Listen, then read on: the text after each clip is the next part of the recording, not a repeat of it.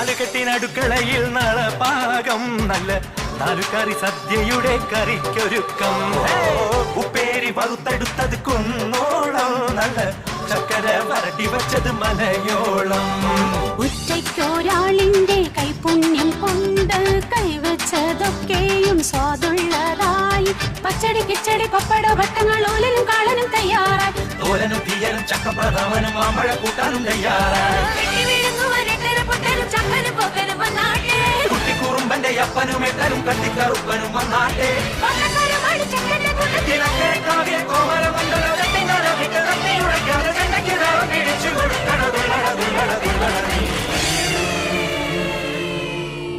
മനസ്സും മനസ്സും കഥ